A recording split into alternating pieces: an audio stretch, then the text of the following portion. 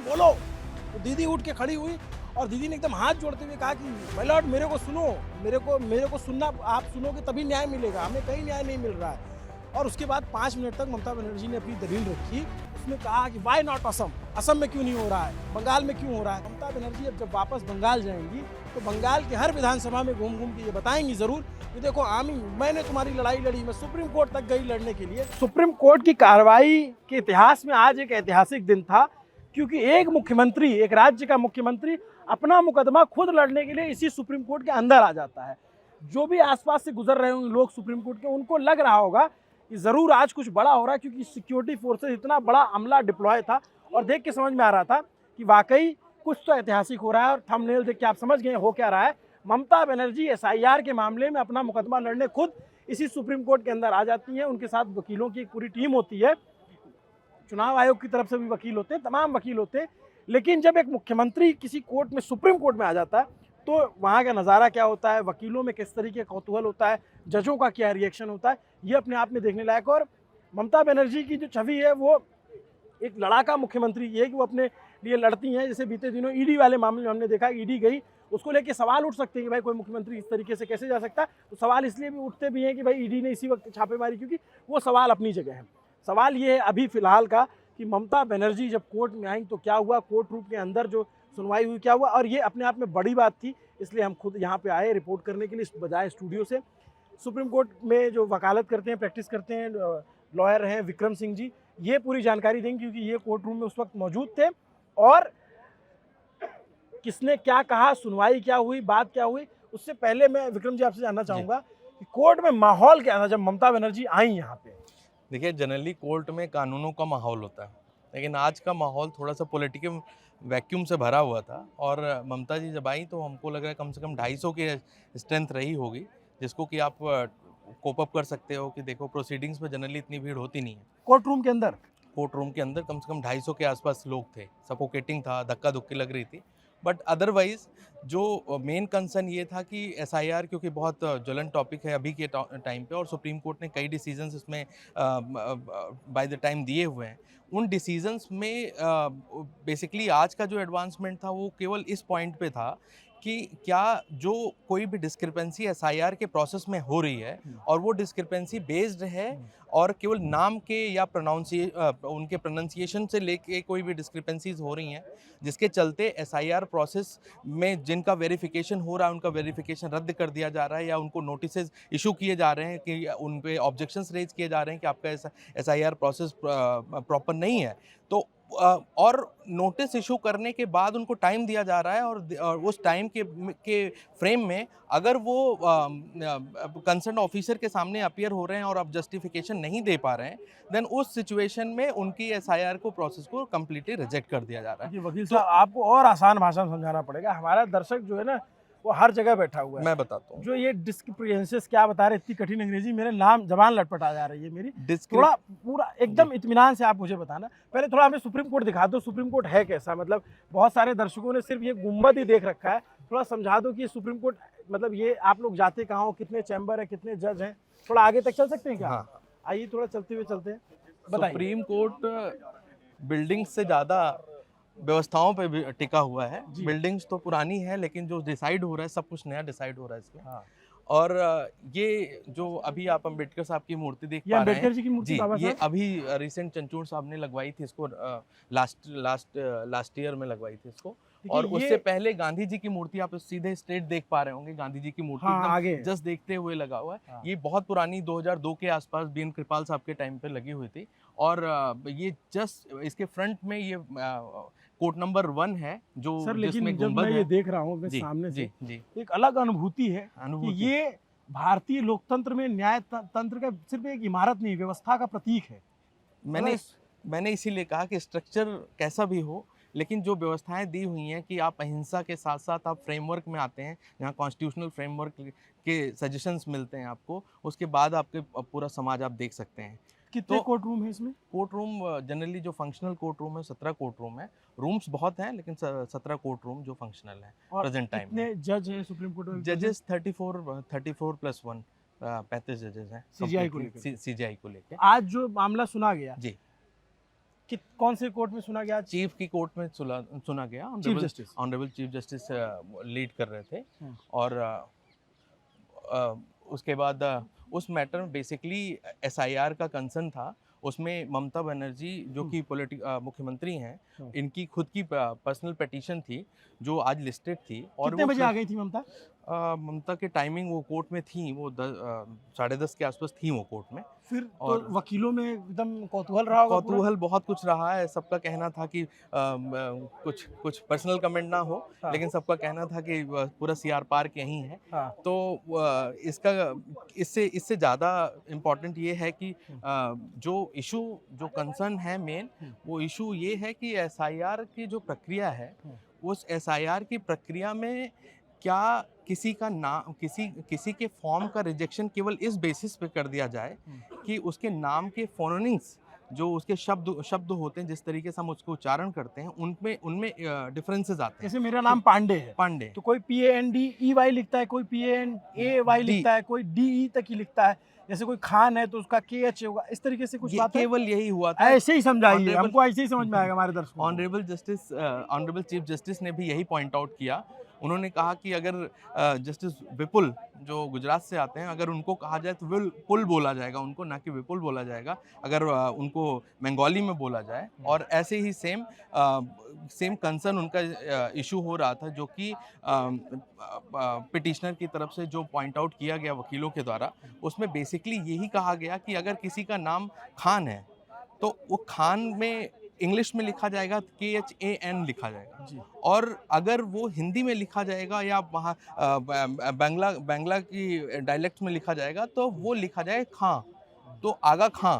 हाँ, तो अगर इस बात की डिस्क्रिपेंसी के चलते, इस बात की असंदिग्धताओं के चलते, मतलब विसंगतियों के चलते अगर ये डिसाइड किया जा रहा है और रिजेक्ट कर दिया जा रहा है किसी की कैंडिडेचर को, जो कि इलेक्शन प्रोसेस की बड़ी प्रक्रिया का पार्ट है, तो वो सही नहीं है। तो मेन कंसर्न इसी पे था। और ये पहला आर्ग्यूमेंट जब रेज हुआ, उस पॉइंट ऑफ टाइम पे केवल यही कहा भी गया उसमें कि केवल अगर नाम की विसंगतियां हैं तो इसमें इसको कोर्ट ओवरलुक नहीं करेगी, रादर उस पर कंसीडर करेगी। और उसी के लिए कोर्ट ने कहा कि और क्या विसंगतियां हो सकती हैं इस तरीके के। तो प्रस्तावित विसंगतियां जो कि पॉइंट आउट की गई थी उनके पिटिशनर्स की पिटिशन में पॉइंट आउट की गई, तो उन पे बहस हुई, क्योंकि कई लोगों के नाम में, कई लोगों की किसकी तरफ से कौन पेश हुआ? जैसे ममता जी की तरफ से कौन वकील थे और उधर से कौन वकील थे, और क्या ममता जी ने खुद वकालत की या फिर? हाँ, ममता जी ने क्योंकि वो भी एडवोकेट है, आपने स्टार्टिंग में ही बताया कि वो भी एडवोकेट हैं, लेकिन क्योंकि उनकी पिटीशन खुद से लगी हुई थी, पिटीशन लगी होने का मतलब उन्होंने खुद ही पिटिशनर के तौर पे एक सुप्रीम कोर्ट में SLP रिट फाइल कर रखी थी और उसी रिट में वो पर्सनल कैपेसिटी में बहस कर रही थी, वकीलों की कैपेसिटी में बहस नहीं कर रही थी। हाँ, तो और उन्होंने ऑनरेबल चीफ जस्टिस से रिक्वेस्ट भी किया इस बारे में कि क्या SIR का जो प्रोसेस है, क्या केवल प्रदेश विशेष के ऊपर विशेष परिस्थितियों में लागू होगा या सभी प्रदेश के ऊपर सभी तरीके से लागू होगा। तो इसको ऑनरेबल चीफ जस्टिस ने बड़े अच्छे से क्लैरिफाई किया और कहा कि ये प्रक्रिया है और ये लेजिस्लेटिव प्रोसेस है, और लेजिस्लेटिव प्रोसेस होने के चलते सरकारों को और इलेक्शन कमीशन के पास ये जिम्मेदारी है कि वो किस तरीके से उस प्रक्रिया को फॉलो करते हैं। अगर उसमें कोई भी डिस्क्रिपेंसी आएगी और वो डिस्क्रिपेंसी हम लोग के सामने पॉइंट आउट की जाएगी, तो हम लोग उस पर स्ट्रिक्ट नोट लेंगे और उसका डायरेक्शन हम देंगे। बट ऐसा मैंने सुना कि ममता जी की तरफ से उनके बहुत सारे वकील भी थे साथ में, वो खुद खड़ी होकर के बोलती है, क्या बीच में एक दो बार बोलने की कोशिश करती है, नहीं बोल पाती, फिर ऐसा हुआ कि उन्होंने बोला कि हमें न्याय आपसे मिलेगा, क्या हुआ था थोड़ा? सुप्रीम कोर्ट में जनरली जब आर्ग्यूमेंट का स्टेट होता है तो उस स्टेट में सभी वकील अपने अपने आर्ग्यूमेंट सबमिशंस को कंप्लीट करते हैं और उसके बाद में दूसरा आर्ग्यूमेंट रेज करते हैं। लेकिन ममता जी ने बीच में इंटरप्ट करते हुए बोला कि मुझे सुनने का मौका दिया जाए, तो जज साहब ने, क्योंकि दूसरे आर्ग्यूमेंट चल रहे तो उन्होंने ध्यान नहीं दिया। फिर उसके बाद उन्होंने बहुत स्ट्रिक्ट तरीके से हाथ जोड़ के बोला कि हमें न्याय नहीं मिल रहा है। तो अच्छा। हाँ, उन्होंने बोला कि हमें न्याय नहीं मिल रहा है, और कुछ इस तरीके से उन्होंने स्टार्ट किया कहते हुए कि क्योंकि विसंगतियां जो हैं वो शब्द को लेके हैं, शब्द को कैसे उच्चारण किया जाए उसको लेके हैं। इन विसंगतियों को जो व्यक्ति वहाँ का रहने वाला है वो बता सकता है, और कोई दूसरा अच्छे से नहीं बता सकता। तो मेरा जो आर्गुमेंट के दौरान ये बातें आई, तो ऑनरेबल चीफ जस्टिस ने उस चीज़ को पॉइंट आउट भी किया, और चीफ जस्टिस ने कहा कि अगर इस तरीके से कोई भी इश्यूज आएंगे तो सुना फिर जज साहब ने? तब जज साहब ने उनको सुना। उसके बाद उन्होंने 2-3 चीज़ें पॉइंट आउट करी।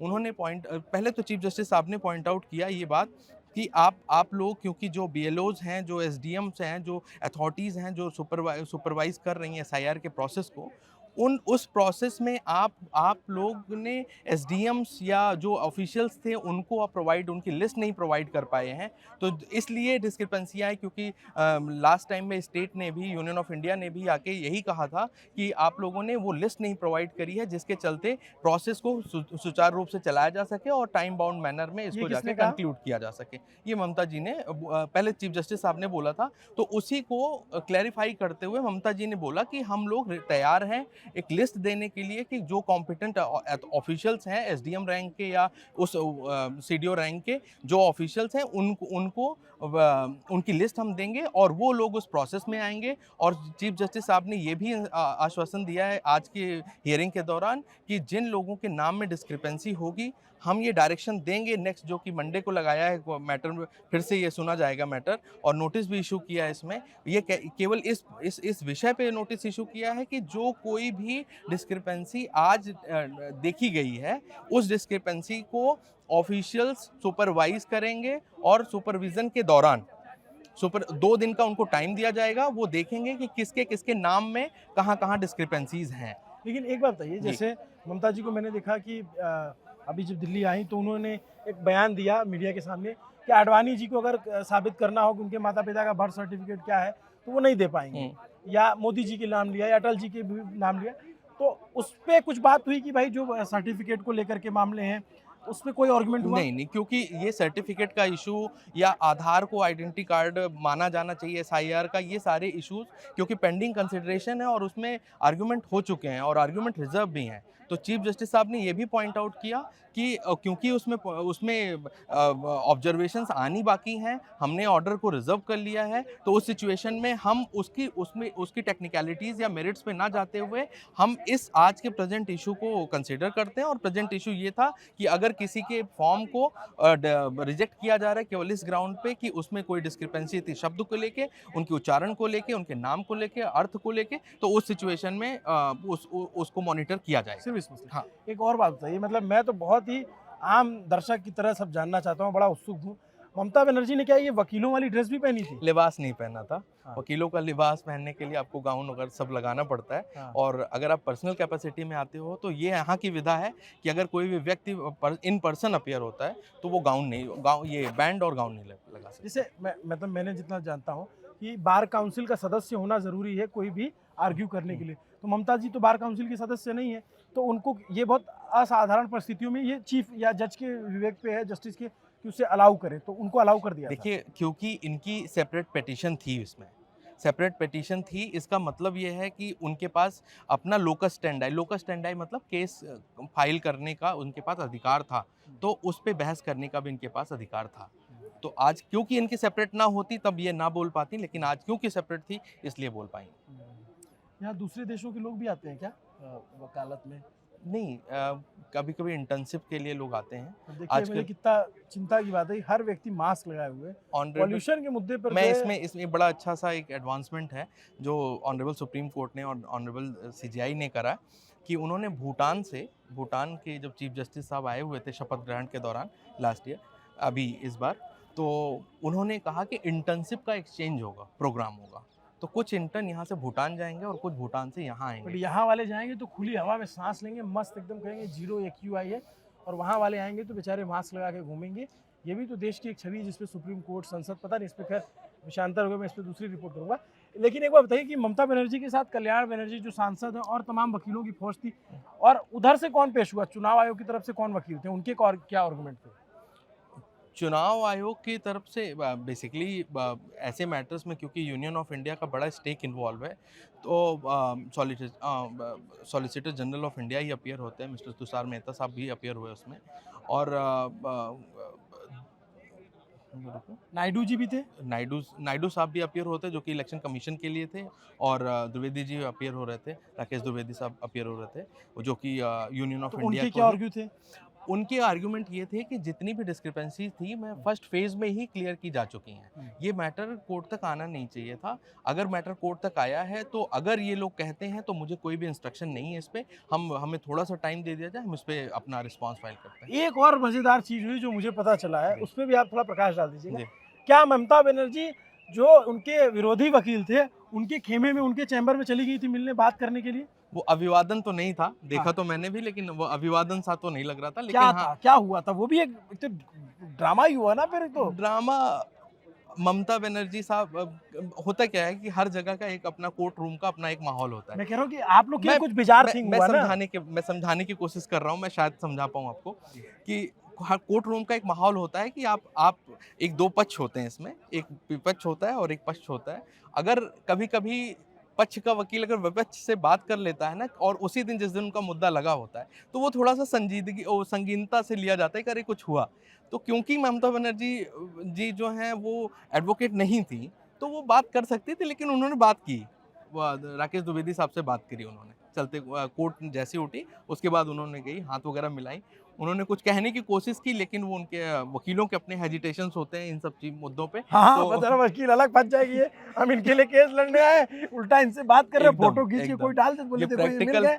मतलब आम लोगों की भाषा में संदिग्ध की निगाह से देखा जाने लग एकदम जाएगा ना। एकदम उसको बेचारे को प्रैक्टिकल साइड कर प्रॉब्लम दिया यही है। जाएगा। यहाँ की प्रैक्टिकल प्रॉब्लम यही है। मतलब ये बहुत इंटरेस्टिंग है हम्म। कि, और इसीलिए मैं कहा कि इसको जानने के लिए कोर्ट चलना पड़ेगा। क्योंकि वकील साहब कोर्ट रूम में मौजूद थे, तो हमने कहा कि भाई इनसे ज़रूर बात की जाए। और कोई पॉइंट छूट तो नहीं रहा हमसे? आपने सब बता दिया कोई है। पॉइंट जो ऑफिशियल पॉइंट है वो यही है, मंडे की सुनवाई फिर से होनी हाँ, है कब इसमें। सुनवाई है? मंडे को सुनवाई होनी है, उसमें स्टेट भी तैयार रहेगा, क्योंकि आज फ्रेश मैटर था तो उसमें स्टेट बहुत तैयार नहीं था, तो उनको टाइम चाहिए था, और उस पर कुछ डिसीजन आ सकता है। मतलब अब सुनवाई होगी तो डिसीजन आ सकता अब है। डिसीजन आ सकता है और उसमें सुनेंगे। फिर ममता जी के आने की चांस है क्या? पॉसिबिलिटी पूरी है, क्योंकि आज का मोटिवेशन है उनका, तो आ सकती हैं। ये Mamata Banerjee style of politics है, जो कि शायद उनको बाकी पॉलिटिशियन से अलग बनाता है, कि वो सिर्फ जो है बाहर नहीं लड़ रही है, कोर्ट के अंदर आकर के भी लड़ रही हैं। और जैसे ही हमने ईडी वाले मसले में देखा था, तो वो मार्च निकाल देती हैं, वो सड़क पे आ जाती हैं, वो जवाब देती हैं। तो बीजेपी से लेकर के भाई अभी जो उनकी पॉलिटिकल प्रतिद्वंदता तो है ही, अब आने वाले टाइम पे चुनाव है, और एसआईआर को लेकर के बिहार में भी विवाद हुआ था, लेकिन बिहार से कोई नेता पिटीशन लेकर के या उस तरीके से खुद नहीं आया। ममता बनर्जी खुद आ गई, तो इसलिए आप देखेंगे, जैसे ये मैं कैंपस में जैसे मोहित घुमाएंगे, तो आप देखेंगे मीडिया का बड़ा जमावड़ा है। आमतौर पे इतना बड़ा जमावड़ा नहीं होता है, सैकड़ों कैमरे लगे हैं सब तरफ, आप देखेंगे तो ये सुप्रीम कोर्ट के कैंपस के अंदर का वो एरिया है जहाँ पे मीडिया को रख दिया गया है।